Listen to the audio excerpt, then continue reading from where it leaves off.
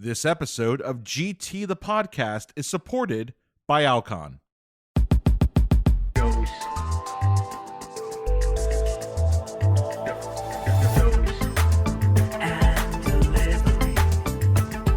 Welcome to Dose and Delivery the Podcast. In this episode, Drs. Lorraine Provencher and Okeke join Dr. Paul Singh to discuss new molecules and mechanisms of action. More on this from Dr. Singh coming up on Dose and Delivery.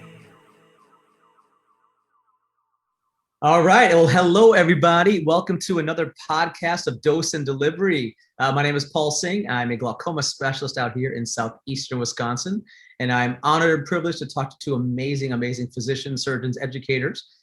We have Lorraine Provencher from Cincinnati Eye. What's up, Lori? Hey, Paul. Good evening. Good evening. And of course, we have none other than Okeke from the Virginia Eye Consultants out on the East Coast. Hey, Connie. Hey, Paul. Hey, Lori. Happy to be here. Yep. Hey, Connie. Awesome. Thank you guys for spending time. Lori got a nice facial today. I'm just kidding. You can't see her, but she looks great on the Zoom call right now.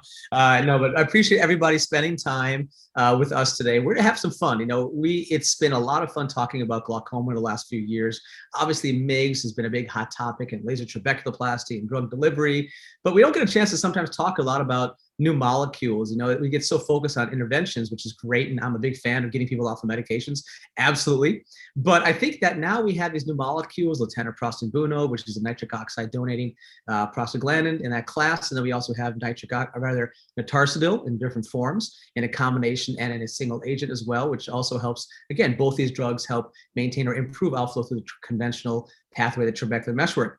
So I guess, Mike, I'm going to start us off today and just talk about what is the relevance of these new molecules. I think for me personally, mechanism of action is becoming exciting now. When I came out of fellowship many years ago, who could care less about mechanism? You do a TRUB or a TRAB and who cares, right? But now we're talking about TM and where the resistance to outflow is because of our MIGS and laser trabeculoplasties.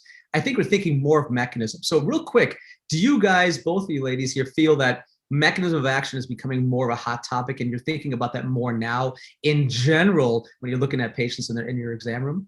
I think that mechanism of action is important. I think that we're making it a little bit more first thought with our thinking about MIGS and things like that. But to be honest, we've been using mechanism of action when we're thinking about medications for a while, because you're going to say, okay, they're on, there's now 6 classes, and you're going to say, okay, they're on this one, which one can they not be on? What they had allergy for? Okay, I've gotten to the maximum of this many different classes of or mechanisms of action.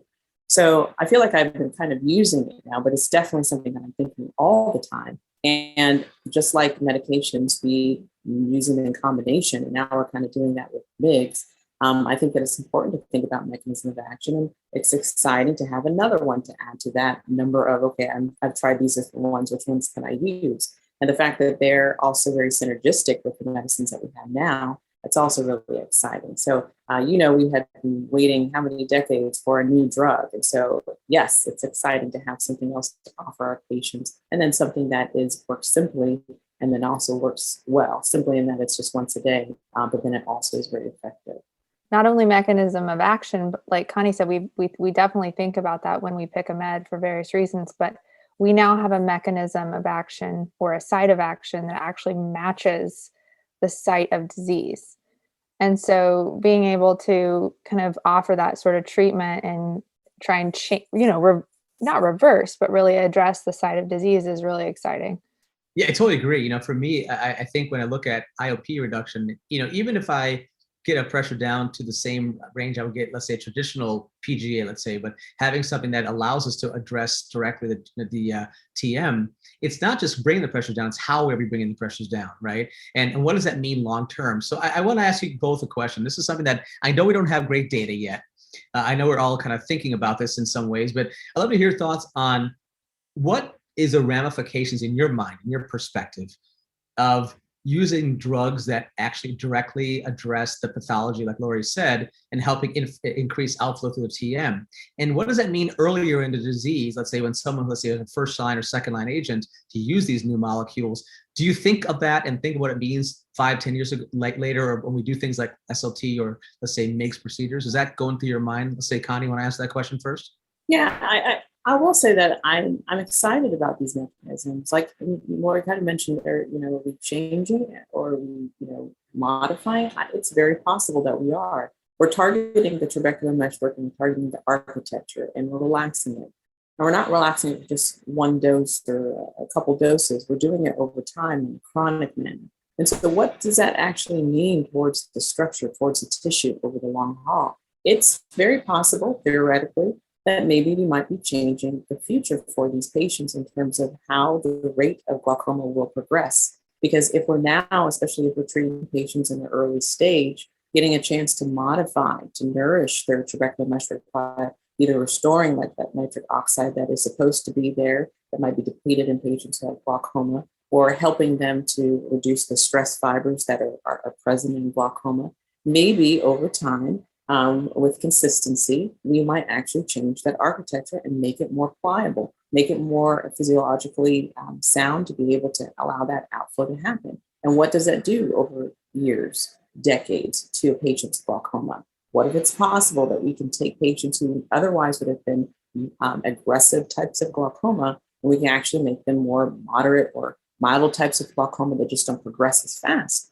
It's possible. And because of those possibilities, it does make me think about it when I'm offering patients, especially when they're either early or new. I do think about these new mechanisms of action in these drugs. And yes, sometimes it's difficult because of their insurance, but when it's not, I'm often leaning towards these newer drugs of the metanoprostin Bunod or the Tanacidil to think about the future for these patients. Lori, quick question for you on that note. When you talk about, Connie mentioned mechanism of action. When you have a drug like one of these, Tanacidil or Tanaprostin Bunod, do you feel like by improving TM outflow, there's a theoretical chance it maybe prevents further collapse? So if we do, let's say, a MIGS procedure sometime in the future that might benefit potentially earlier we intervene with these medications, or more we keep the canal collapsed or patent rather. So if instead of doing like, let's say, aquasuppressant forever, where decreasing inflow decreases the TM flow and potentially collapses the canal further, does that play a role in your mind in any way? I think it's starting to more and more as we start to talk about this more and more as a field. I like your example, or if you think about patients who have had a trabeculectomy, right? So they've had outflow going a new route for a long time. And then when the trab fails, or if the trab fails, you wonder, is SLT going to work? Is a MIGS procedure going to work? And that's just, in a way, an extreme example of changing outflow. And, is aqueous suppression over years a similar thing, just on a much smaller, less aggressive scale? I don't think we know, but it's certainly something to think about, that if we can keep the flow going through these physiologic channels, like Connie said, will we be able to change their course? And will we be able to not only change their course, but if we do need these interventions down the road, will they work better? So yeah, I am thinking about it more and more, especially for patients who come in with earlier stage disease. And Connie, you've done some studies too with like new starts with, let's say, latanoprost and Bunod and others. And in terms of efficacy, have you found that it works really well, let's say, in earlier new start kind of patients? Yeah, I actually had it was a patient that kind of prompted to do this study.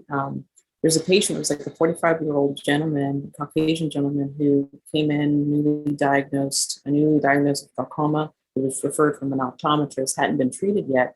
His pressures were like 34 in one eye and 25 in the other. And I knew that he was someone who traveled a lot, did not want to have a lot of medications. And so we were thinking about early SLT for him. But I wanted to start him on something before I brought him back to the clinic for the laser treatment. And I said, okay, you know what, there's Vyzulta as a new medicine, has different mechanisms of action. I'm interested to see how this might work for you. And it's simple, it's once a day. So he came back about a week later, and his pressures had dropped in the eye that was 34 to 19 and an eye that was 25 to 14. So it was a 44% drop in eye pressure. And I was like, wow, this is like someone who's like responding really super. And does this have something to do with the fact that his TM is still really pliable, amendable to being able to be treated with this nitric oxide, in addition to the prostaglandin mechanism? And it just prompted, what do we know about virgin eyes and with this medication? And maybe they are the class of people who are a little bit more responsive. So we did a study a real world study. There were 9 different sites, MDs and ODs, and we were looking at patients who just never had any kind of treatment for glaucoma, just newly diagnosed. And they were started on lintancarcinum, and they were using it for at least 2 visits, which spanned over about 2 to 3 months. And so then they were seen, and what we found was there was about 65 patients, 125 eyes, and we looked at them and segmented them into patients who had pressures that were over 21 and patients that had pressures under 21. And what we found is overall as a group, I think the mean was around 21.6 or 21.7, there was a 31% reduction in eye pressure. And so that was consistent with the clinical trials, which was about 32 in the Apollo and the Lunar trials. And then in terms of the subset, when we looked at the patients whose pressures were higher, their mean was about 26.7, they had about a 41% reduction in eye pressure. And then the lower group, the mean pressure was average pressure was 17, around 17. Their reduction was about 22%. So across the board, there was still a good reduction, but it was advantageous in the higher group. And so when I see patients who are newly diagnosed with glaucoma, I really like the option of giving them LBN, because I'm thinking, okay, it's going to be very effective. And even with the low pressure, sometimes it's difficult to try to lower the pressure when it's already really low. And then the whole concept of maybe this nitric oxide, which is deficient in patients who have glaucoma, and actually doing something that is beneficial for them. They may see now in terms of pressure reduction, but possibly in the long term with the continued use and what it might do on the trabeculometric output system. No, it's a great example. I mean, I think you're absolutely right. It hedges your bets. I think when we look at our first line agents, let's say prostaglandin type of medications, you want to know, if I'm going to put someone on this medication, am I going to get to my target range? Am I going to get to that response I want? And I think kind of hedges your bets, whether you're high or middle or lower, you're going to probably get that response you want. You brought up a good point about lower IOPs. So many of our patients, depending on the studies, between 30 and 40% of our patients have pressures under 21, right? So it's not necessarily normal tension glaucoma as a subset of a different kind of glaucoma. Just POAG patients tend to have lower pressure sometimes. And, I found too, getting pressures, even patients who have on a PGA, who have pressures down to the middle teens, it's hard to get lower with an aqueous suppressant, closer we get down to EVP. Laura, I'd love to hear your thoughts, using, I'm not sure if you've used notarsadil in those lower tier patients where they're already at like 12, 13, 14 range. Are you still able to get a response with notarsadil at those lower IOPs to begin with? Yeah, I have. And actually that is oftentimes why I will reach for notarsadil in these patients. And I say to them, I have a couple options on the table for you, but this medication, in my opinion, and based on actual data that we have, is the most likely to get you where you need to be.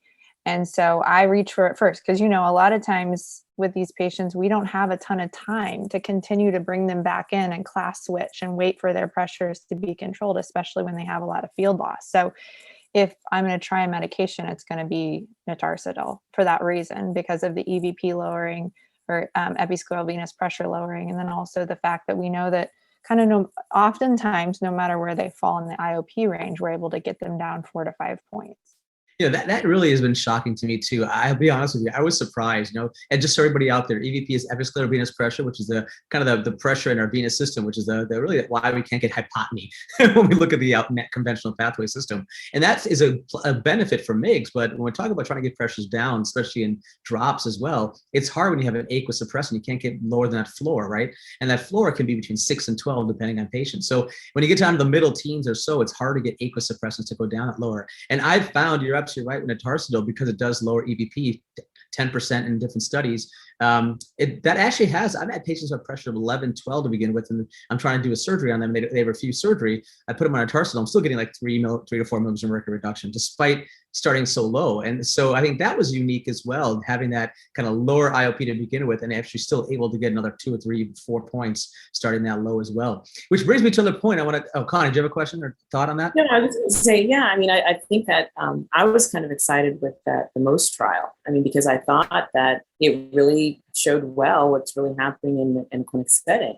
With the MOST trial, they segmented patients into people who were treated with whether just a PGA or with just multiple other drops. And so they they looked at the notarsidil being added to those groups, and whether you're on one PGA or whether you're on just many drops, which could include a PGA plus maybe another combination medicine, there was about a 20% reduction from the baseline IOP, and it was pretty consistent.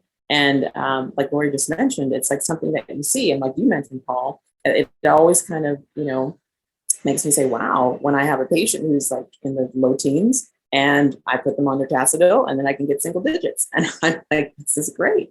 So like crabs, man. I know, it's actually really worked, like the study. So it's actually a really great tool to have, and like you said, some people really don't want to have surgery and they're willing to, just add another drop just once a day. And so, yeah, it's a great resource to be able to have, a great tool to add to our pocket. I know we love surgery, and all three of us are big fans of interventional in general mindsets. So quick question for you guys. Have you felt now more than ever before that your definition of controlled glaucoma or maximum tolerated medical therapy, MTMT, has changed over the last few years? I mean, I've been around for 15 years. I can tell you for me it has, but I'd love to hear your thoughts, especially with these new molecules and now with having safer surgical interventions. Have you changed that kind of definition of controlled glaucoma, or what is MTMT? Lori, what are your thoughts on that? I have definitely. I mean, obviously, I haven't been out in the real world for super long, but just in the 3 or 4 years since I was a resident to now out on my own, what I was taught in residency is different from what I was taught in fellowship and different from what I'm doing now. So things are changing so rapidly, but absolutely, with these, like you mentioned, new molecules and these surgeries we have that are safer, we can offer these things sooner. And so the risk benefit balance is just constantly shifting. And so I think max medical therapy, in the traditional sense, where patients are maxed out on meds, 5 agents, miserable, possibly poor adherence, that is no longer what we should consider max tolerated medical therapy. And so these things free us up to think about that and to talk about that with our patients. And so now more than ever, I feel like every patient is a different puzzle, and I sit down with them and see what they can tolerate and how they're doing. And we make a decision together what we need to do, at least when it comes to intervention versus medicine. And sometimes it's a balance. Sometimes, we need both. But again, they're pairing well together as we move forward. Do you find that when patients come in, let's say in multiple drops, let's say polypharmacy, now 4 or 5, let's say individual, let's say generic medications, do you find yourself saying, hey, let me see if I can minimize that by switching over to a brand name, or let's say one of these newer molecules to see if you can actually get rid of some of the drops without having to do any intervention? Does that ever happen to you? I do. I think it's fun. It's exciting when a patient sits down in front of me and presents to me with all these medications, and I will try and feel them out. So some patients, we have to recognize, are stable on all these medications. We have to be okay with that, just leaving them alone, and checking our bias, right? Because a lot of patients might have red eyes and are taking all these drops, but they might be okay, and they might be okay with their red eyes. So it's an interesting balance, but a lot of them don't even know they have other options. So I try and sit down with them and try and get them to voice any concerns they have. I try not to bring it up. And if they do have issues, I, again, talk to them about options like reducing the fixed combination, once a day dosing, pairing it with SLT or MIGS, whatever we can do to be pretty minimally invasive, but to still make a difference in their quality of life. No, that's great. Connie, what are your thoughts on that? And do you think these new molecules, do you ever kind of say, hey, let me see if I can use this new molecule to get them off of some other generic, let's say combinations or in individual drops, just because you might have a different efficacy, a different mechanism with these new medications? I'm a big component of trying to simplify a patient's regimen and understanding that there's real issues related to adherence. Sometimes we see it in the clinic, sometimes we don't. Our patients want to please us, so they can sometimes say things that we just want to hear. So I definitely do use these new molecules in either singly or in combination with other ones to try to reduce. I will put out there that I also am a big proponent of using compounded drops, especially when patients are on like 3 or more, like 3 up to 4 different types of generic medicines. I think compounding drops can sometimes work really well. Say, for example, someone who's on a timolol and dorzolamide and brimonidine. And then with that, maybe they need to have even more pressure reduction. So I can get a combination medicine that puts all three into one, and then say add notarsidil. And now it's a much simpler regimen with much less toxicity. So there is ways to reduce and still combine with these newer medications and get their benefit. But I agree, there have been times when I've switched a patient who might have been on a adjunct plus a PGA, and then switched them to LBN, or the same thing with a Rocklatan, or the same thing with notacidil plus a lantanoprost.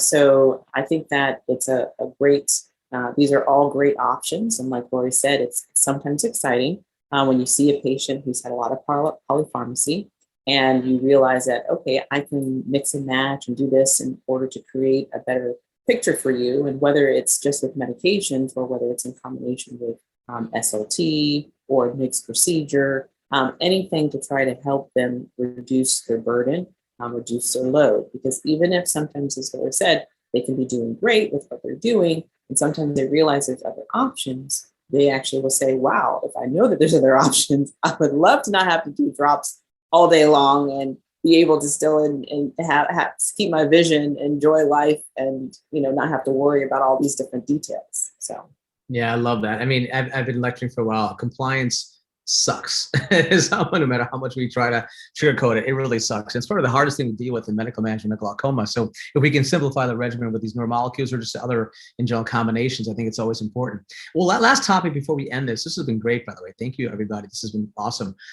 Wanted to talk about how this relates to MIGS. And so, when you do, let's say, a MIGS procedure, and again, all of us love doing the canaloplasties and, GATs and stenting and you name it. But when you do those and then you have to put some people on drops, does that impact your decision of what type of class of medications after you do a MIGS procedure? Do you kind of take into consideration what you've done and what kind of medications you want to add to that after a MIGS procedure? Lori, want to take that? I do. And I think, we all hope that we can get people off meds altogether, but that's just not reality. So I kind of consider post MIGS a reset button. And I try in most patients, if I can, to stop medications at the time of surgery. It just works easier for me in my flow. Of course, it has to be safe, but to stop medications after surgery and then taper steroids or add medications back as we go is sort of my algorithm. And again, I just want to emphasize that's if the field can tolerate it. But when I do add medications back in, just like you mentioned, Paul, I'm more conscientious, right? Because I'm getting to make the decisions this time, especially if they came into me on all these medications. So I always aim for monotherapy. And I aim to do things that are going to work for them in the long run too. So getting to know them and how they can take drops is important. But like Connie mentioned earlier, some of our monotherapies are once a day dosing, like a prostaglandin analog, were all we had when it came to once a day dosing. And now we have more options like with LBN or notarsidil. Notarsidil doesn't have some of the long-term periocular effects that latanoprost does. So now we have this whole new expansion when it comes to once a day dosing. So I am more conscious of that. I'm also thinking about how some of these TM-based drugs can pair well with the MIGS procedures we do.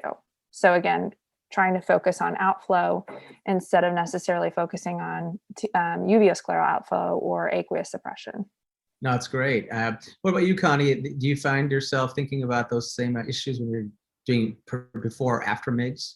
Yeah, I think that in terms of the MIGS procedures, post-operatively, I tend to stop their PGAs. I personally just feel that it has an impact on their healing process. And so sometimes a PGA, that class can be a great medicine for them in the long term because it's simple and it's efficacious. So there might be patients who I stop it and during the post-operative period, but then afterwards, when they've healed, when there's no inflammation, you start them on a simpler regimen if they still need a medication. It's like LBN might be a great choice in thinking about helping with the pressure lowering and also it's affecting TM. Notacidil is a great drug that I use often in the post-operative period.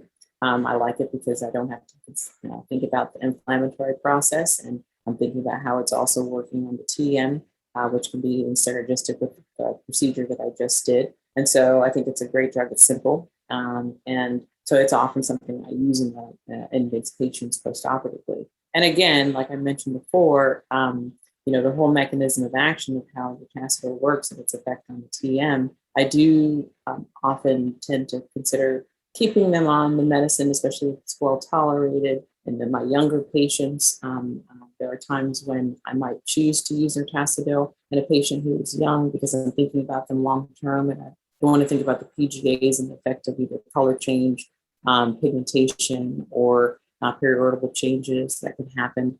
So Nortacidil could be a very good option thinking about that. So I agree that there's great places for them surrounding either the postoperative period or after the mixed procedure to try to help enhance what was done.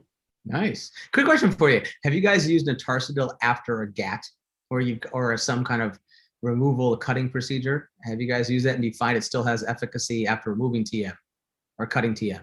Yeah, I have. I mean, it works at the TM, but it works distally too, with our episcleral venous pressure, and actin and myosin are all along that pathway. So I think it's a very natural, very logical next agent to add after you've done a canaloplasty or a goniotomy.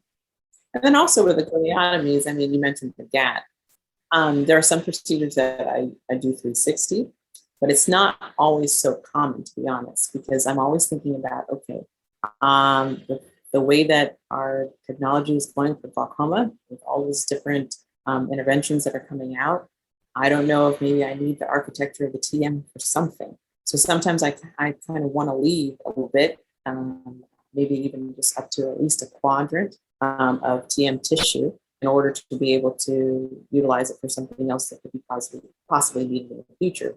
And with the medication, Nortacidil, it can still work on that area of the TM, but like Lori was saying, there's also the mechanism of the episcleral venous pressure pathway that can also be affecting as well.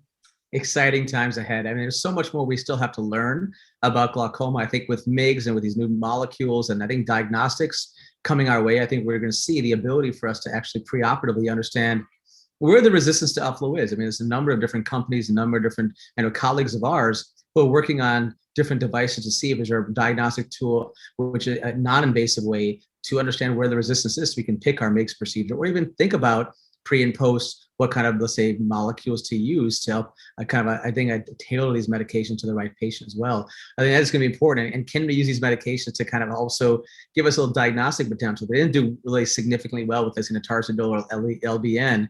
Does that mean the resistance is in a certain position? Is it beyond the TM, let's say, hypothetically? Is it the distal channels, hypothetically? So I think there's a lot more that we have to understand and have to learn as we utilize these molecules and start to intervene more and have better understandings. But it's an exciting time. So I just want to say, first of all, Lori and Connie, this was awesome. You guys are so awesome to hang out with. I learned a lot from you. And this is why I love these podcasts, because I get to learn from my colleagues. This is great. Any last comments that you guys have for our audience out there in terms of just glaucoma or any pearls of wisdom? I'll say, I just think, like you mentioned, Paul, it's an exciting time. And I think it takes bravery to think outside the box. But when we have new technologies available, it's okay to think in new ways. So I just encourage everyone to do that.